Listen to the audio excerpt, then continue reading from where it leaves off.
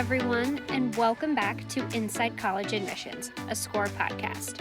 We're excited for you to join us today for another conversation in our Deans of Admission series. You'll hear from our guests about the fall semester during a pandemic, the admissions process, how schools are adapting, suggestions and advice for families, and much more. Our strategic advisor, Peter Van Buskirk, will guide us through the conversation today with our special guest. Now over to Peter for today's interview. Welcome to Inside College Admission, conversations with admission leaders about matters affecting the college-going process. My name is Peter Van Buskirk. Earlier this year, I was able to chat with 20 deans of admission about the challenges posed to their institutions by the emerging coronavirus. Today, I'm pleased to have with me a longtime friend and colleague, former colleague, Eric Maguire, who is the Vice President for Enrollment at Wake Forest University. And I'm pleased that Eric's been able to break away from the credential review process to update us on the college admission situation in the era of COVID-19 as he sees it. So welcome, Eric. How's everything going? It's been quite a year, Peter, but thanks for having me on. I appreciate the time. Quite a year. Does it seem like a year or does it seem like 10 years?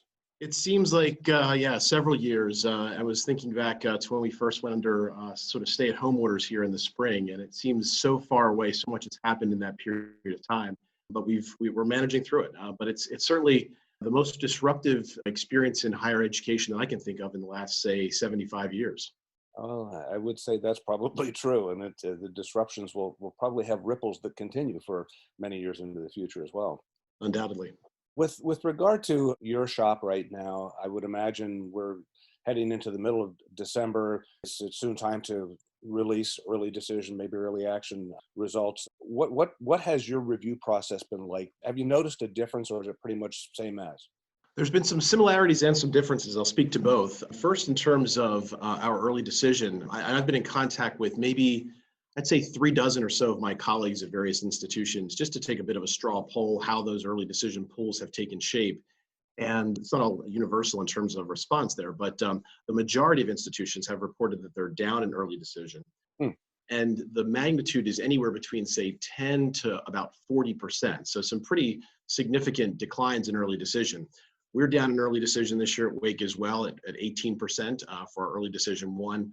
Early decision 2 has a January 1st deadline, so we won't know that for a little while yet. But we're down in early decision 1, and we're going through and finalizing that read process in the moment right now.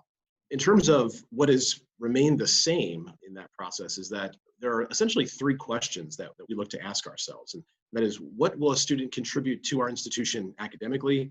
What will a student contribute extracurricularly? And how well is that student aligned, or does that student fit with our motto of pro humanitate, or for humanity?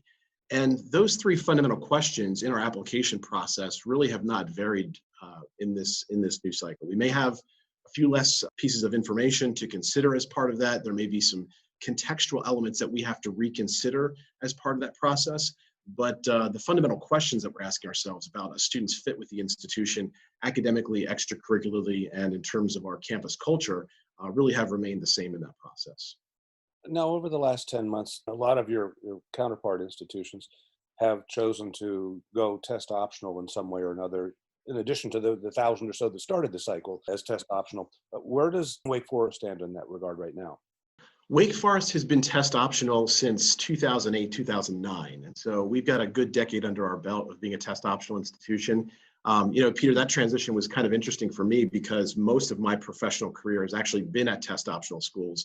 As you know, at Franklin and Marshall, during my time at Ithaca College, we took Ithaca test optional after a number of years and quite a bit of research that we did on the topic, and now here at Wake Forest. So for me, this has been quite familiar territory, whereas I know for much of our profession, it's been a much bigger pivot. Did you see, when you look more broadly at the landscape of higher ed, do you see this point in time as an inflection point with regard to testing? Do you think that 60% increase will stay and grow, or do you think there will be a contraction after a year or so? From what I've heard from colleagues, and again, we have been a test optional institution. We planned on continuing that vein, obviously. From those who've made a more recent transition, I've heard some suggest that they miss that testing element. They look to return to that testing element. That's something that has been more familiar and foundational to their review process at their respective institutions, and I think would look to make a pivot in return once testing is more widely available to students. I've heard quite a number of others who have said this has been a really interesting test case for us to go test optional, to understand what that means for our review process. And I think there's going to be some that will continue this experiment in future years, and that may become enduring policy at their institution. So I wouldn't expect that the entirety of the group that has gone test optional out of necessity this year would continue in that vein. However, I would anticipate that a portion of that will remain long-term. Out of curiosity, what portion of your applicant group will submit credentials without tests? In a typical year, that ranges anywhere between a quarter to a third of our applicant pool, which are test optional. And interestingly enough, that carries through to our enrolled student class as well. So those percentages typically are fairly consistent, with very little, if any, kind of manipulation on our part to make sure that that's the case. We really don't pay attention to those numbers until after the fact. But typically a quarter to a third of our applicant pool in our enrolled student class will be test optional in our process. Now, we do at Wake offer students the opportunity who have been test optional to then submit their scores for research purposes before they enroll. So once they've enrolled and over that summer before they actually attend classes, they can submit their scores. And we actually do include those scores in our averages institutionally. However, it's typically about a quarter to a third of our students. This year, I'm anticipating that number growing. Anecdotally, I would say that approximately, or a little bit more than 50% of the files that I've read this year, and I've only been in this with the early decision process thus far, have been test optional at this point. I've got to ask, when you're looking at credentials and your team looking at credentials, and you've got students who've submitted without test results, where does your eye go? What are you trying to see in that candidate? Because tests, for better or worse, kind of give you a compass point, and sometimes it's a good one, sometimes it's not. But without it at all, you may be trying to find another orientation to the student. What kinds of things are you looking for in a more subjective assessment of the candidate? Yeah, I don't want to speak for the College Board of the ACT here, but I believe they would suggest that their tests point to some metrics or correlate with academic success at the institution. Now, I've done some research which would question that, or question the incremental validity that provides on top of one's transcript. But that's essentially what we're trying to get at when we look at standardized test scores. Now, in my professional experience, I've never needed a standardized test score in order to make an assessment of a student's academic credential and a projection of how well or how strong of a candidate that student might be on my campus. I can determine if I think that student may need some help on our campus, or might be an average student, or might be someone who I would consistently expect to be on the dean's list, or someone like our recent Rhodes Scholar recipient that would be among the top in the class. I have found that the transcript, the strength of the student schedule, the grades they've received in those classes, the writings of the counselors and the teachers and the recommendations, as well as my assessment of a student's essays, have all provided ample information for me to be able to make that assessment and that kind of prediction. And I think most colleagues who work at test optional schools feel that that's adequate information as well. As I've talked with families over the last 10 months, there seems to be a growing concern among them that the essays become more important.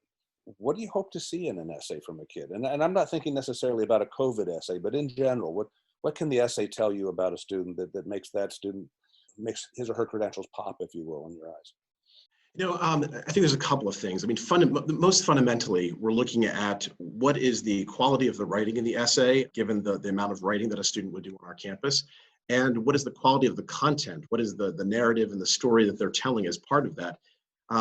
Beyond that, there are opportunities for students to really stand out and differentiate themselves with their essay in the application process as well, should they so choose, by telling a story that's a bit more unique, a little bit more personal to their own experience, or really speaks to who they are and what they would contribute to our campus community over their 4 years and their tenure on our campus. And so those are the kinds of things we look for, and I think are the stories that really relate.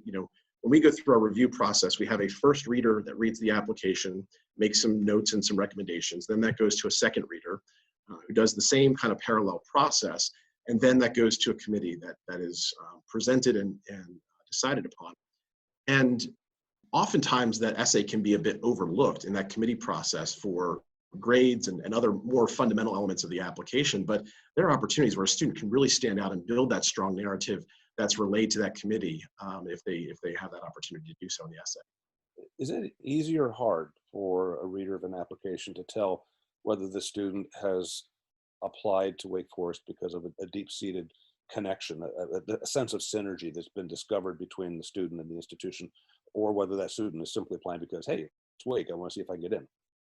We provide students quite extensive opportunities to really express themselves in the application process. So we're one of the few institutions that still, a few top 50 research universities that still provide the opportunity for students to interview with us. And so that's available to students, and students can take advantage of that. We have a number of supplemental essays that are part of our application in which students can articulate that kind of connection to the institution and why they may differentiate themselves or what they might contribute to our institution over the long term. So we really don't find a shortage of opportunities for students in our application process for them to express themselves and why they might be the right fit for Wake Forest. There you go. I'd like to reflect now back just a few months to the experience that Wake Forest might have had with the current freshman class, because I would imagine back in March, April, May, there had to have been some consternation about what's going to happen now. Are these kids going to come? Are they going to come in the number that we need, et cetera? And I talked with some folks who speculated that the final outcome of the class might not be known until the first day of classes in September. What was Wake's experience? Did you get the class that you fully anticipated? Did you get it minus a factor of kids deferring? What was your experience? We actually over-enrolled our class this past fall. And we began having conversations, honestly, back in January and February when this was more isolated in certain countries. And we recognized that this could be something that impacts our international student population. Mm-hmm. How might we address that? Obviously, fast forward a month or two later, and this was a worldwide phenomenon that we had to really address. And we continued to mold and adapt our thinking. We made some aggressive admits off of our wait list, more so than when we normally would, to build up our class in anticipation that the students that might normally melt over the summer, we might have about 50 students or so out of a class of close to 1,400 who may make other decisions, to decide to go to other institutions, what have you. That number, we didn't really know how to ballpark that this year. We knew it was going to be more than our normal 50 because we saw the kind of calamity that was unfolding before us, but we really didn't know where to set that benchmark. And honestly, part of that would be contingent upon what was our course modality for this fall semester. What were students coming back to? And we hadn't really established that at that point in time. So we were trying to project to an unknown destination here, if you will. So it was absolutely a challenge. We took a conservative approach by over-enrolling our class. Quite honestly, I anticipated more students deferring to the following year. We only had 30 of our students that deferred to this coming fall semester. So we slightly over-enrolled our class, so slightly by a magnitude of about 40 or 50 students. So with the other infrastructure that we added to our campus in terms of hotel and other kinds of residential spaces in order to de-densify our campus, we were able to absorb that. But we have to be mindful that we're not doing that multiple years in a row. Well, that leads to a question then that's in the minds of a lot of current seniors applying. Will that over-enrollment from last year, will that cohort of deferred students coming back then in the fall of 2021, will that impact the selectivity at Wake Forest now? Will it hurt my chances? Do you hear that conversation at all? I hear that conversation. I hear that concern. I can speak to this question as it relates to Wake Forest, but honestly, this is a question that I would encourage families to have with various institutions that they're applying to, because I think it might really vary depending upon the institution. I've heard of other schools, more schools that went fully virtual for the fall, where they had larger deferrals to the following year. So each campus might have reacted to this, and their students might have reacted to this a bit differently. We're anticipating bringing in a class that's fairly comparable in size to not last year's over-enrollment, but prior years. So we're not swinging the pendulum in the other direction, so to speak, to bring in a intentionally small class next year. We're looking to sort of go back to normal for ourselves. So I want to go back to the conversation about testing, because in addition to tests as a metric that's somewhat useful in the selection process, you and I both know that institutions for a long time have used testing as an opportunity to do some lead generation too. When students have taken the PSAT, the SAT, the ACT, as institutions, we would buy lists of names of students who, would fit our profile in some way. If indeed there seems to be a move away from testing, do you see that there's going to be an impact then on your ability to, if you will, build your admission funnel? Two responses to that. First, I'm fortunate to be at a place that is as established and well known as Wake Forest University, and we do a fairly good job of building out our applicant pool, even irregardless of any kind of name purchases there. So we're well positioned in that regard, and less concerned than I think other schools in terms of the potential impact for this coming year. Kids find you. You don't have to find them. Yeah. Moving forward, and thinking about this in future years, assuming that we have more schools that are test optional into the future, what I have found is that students will still take the test. So if you're applying to institutions, you want to know what that score is, you want to understand, should I submit this or should I not to various institutions, you're still probably planning on taking the test. So in that regard, I don't think it's going to be terribly disruptive in the longer term to our ability to recruit students as we have. But I think there's some new technologies also that may disrupt that marketplace as well, that are new vendors, new opportunities that are on the forefront, that are pushing that in a different direction and encouraging conversation in different spaces. So we'll see what the future holds in that regard, and it'll certainly be a moving target given some of the disruption that we've seen in the wake of the pandemic. So knowing you as I think I do, you're probably all over that new technology piece. And I suspect that you're not waiting necessarily for the technology to find you. What have you found has taken place at Wake by your own invention, really, over the last 6 to 8 months as you've kind of reshaped your outreach to students, prospective applicants, now applicants? Last fall was quite an interesting pivot or I should say last spring was quite an interesting pivot because we rely so much on face-to-face activities for our yield programs. Once we've identified and communicated with our admitted student group, we're inviting them to campus. We're a very hospitable place, and we really want to make sure that students have that firsthand experience where they're seeing the campus and all that we have to offer. And it was quite a pivot for us to transition to not being able to host those activities and to have to convert a lot of that content to digital formats. And so we did so very quickly last spring. We're going through and putting together a more substantive effort right now to make sure that this spring we've got all of that content in a digital format that we think is really best laid out for our students that are going to be making that decision before May 1st here. But I think some of that digital content will have life beyond the process this year. I think that we have found that transitioning some of those conversations has really been advantageous to our communication with prospective students and their families. And we see sort of a parallel process where we will have that face-to-face in the future when it's safe to do so. But we'll couple that with a more robust digital effort that we really outside of our website, didn't have fully in place in the past. So would you say then that perhaps the work you're doing now has enabled you to extend your reach perhaps to students, and conversely is, despite the fact that kids may feel dislocated from campuses because they can't visit the way they would like, they can still get to know Wake Forest very well through what you're doing now? I'm not sure if it's been an extension or if it's been a reallocation or how how the numbers exactly kind of break out. But what I could see in the future when we do have those face-to-face opportunities, which students will undoubtedly take advantage of, is that this provides us another vehicle and format for us to have that conversation.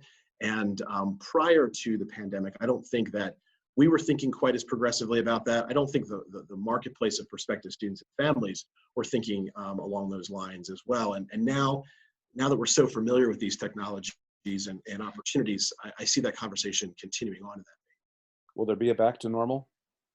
I don't think it'll be back to normal as we fully knew it before. I think some things will be redefined, but the good news is I think that there are brighter days ahead. I think with vaccines rolling out, I think that we're going to be in a better place from a public health standpoint. And we're going through and thinking about not just this spring in terms of our plans for educational modalities, but also next fall and what that looks like, and beginning to do some of that scenario planning right now. I think brighter days are ahead in that regard, although that's still ill-defined for us. But I don't think it'll be exactly as it was pre-pandemic. I think we've learned some things in this process, and hopefully some good outcomes come from this. Draw from the best of what you've learned and apply that to what you've been doing all along. Absolutely. One other area I'd like to just talk about briefly is the whole issue of cost and affordability. I mean, it's been an issue before COVID, and certainly families coming into the application process this year. I don't need to tell you this, but if they thought they needed financial assistance, they got the FAFSA out, and they saw, oh, they want to see the 2019 data from on the FAFSA, not the 2020. My life's changed a lot. Right. How has Wake accommodated that awkwardness in the application process? Because families can't call the FAFSA and say, whoa, take a look at my 2020. It doesn't work that way. They have to contact you. Right. Is that line of communication pretty well established with families? It's fairly well established, and we've had really three groups of sort of family reactions to this. We've had prospective students and their families who have already been financially impacted with job loss and other negative financial aspects related to the pandemic, and we've been working through them to update their records, make some professional judgments, and to, in many cases, provide some additional financial aid to help support those families. There's, I think, a larger group right now that has yet to be negatively financially impacted by the pandemic. But the more this drags on, and depending upon what the strength of the recovery might look like, are concerned about what that may mean into the future. And so we're working with them to say there's really nothing for us to do right now. But I've been pointing a number of folks to our net price calculator online to say, run through a few different scenarios on there to understand what some of those financial impacts may be as we project this out into the future, and begin to educate yourself there in that regard. And I know a number of families, both current students on campus as well as some of our prospective student groups, are in that group. There's a third group, and again, it's tough to ballpark how large this group is, that has been relatively unaffected, fortunately, by the pandemic. And for that group, things have been relatively consistent. But those have been the sort of three lines of demarcation among the various groups that I've spoken with. It's a tough time. Tough time for families, even those who have saved and seem to be ready. But the events of the last 10 months have been incredibly disruptive in all aspects of our lives. So I'm curious now to know how you would advise families. Let's suppose you have an opportunity to talk with a family that is at the front end of the college application process now, and you can tell that there's uncertainty, angst, anxiety. What are maybe one or two questions that you would advise families to be asking Wake Forest and other institutions as they try to find some degree of comfort and confidence going forward? For our students who are in their junior years or younger in this process, there's a couple of questions that come to mind. And actually, this is spurred by a conversation I had recently with some folks of the Wake Forest alumni body who we pulled together a panel here. And first and foremost on their mind was, when can we visit campus? That was a big question. And I would say that institutions are putting together safety parameters to ensure the safety of their current students, their faculty and staff.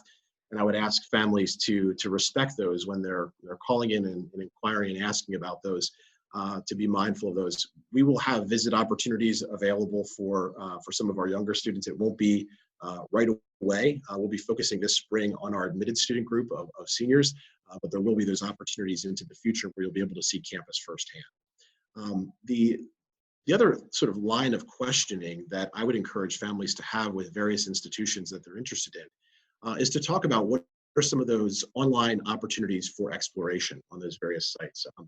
We've throughout the majority of this pandemic lockdown, we've held a couple of different sessions. One's called Distinctively Wake, where we talk about the distinctive elements of a Wake Forest education.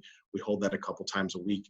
We also have my colleague Karen Vargas conduct what's called Dean's Corner, which is basically just an open format and Q&A. We'll have a topic that we focus some time and attention on initially, but then from that, we'll really open the floor to student conversations that they may have about navigating the college search and selection process. And so there are these resources that institutions are providing to families online while we are not able to gather physically, and those are increasingly robust, sort of the longer we're in these circumstances. So those are available, and I would encourage families among those top institutions that they're considering to really explore what those may look like. So be patient. We're going to get there. And we'll get there. Be diligent in terms of looking for information that can satisfy your needs and interests. What concerns me is that some students may be putting this search on the back burner, and we don't want that. We do want students to engage in the process and begin asking those questions, but recognize that we're not going to have the full opportunities available to you for some time. Excellent. Eric, this has been great. Getting caught up with you and hearing how Wake Forest has been dealing with the pandemic. Sounds like you're in good shape. You've got good leadership, and you're at the helm of that as well. So good congratulations for you. I hope that what we've been able to discuss here has been helpful for those who are listening in. But I want to thank you again for your time on a busy day. And I want to wish you well, and be safe, my friend. Take care. Thank you, sir. Take care.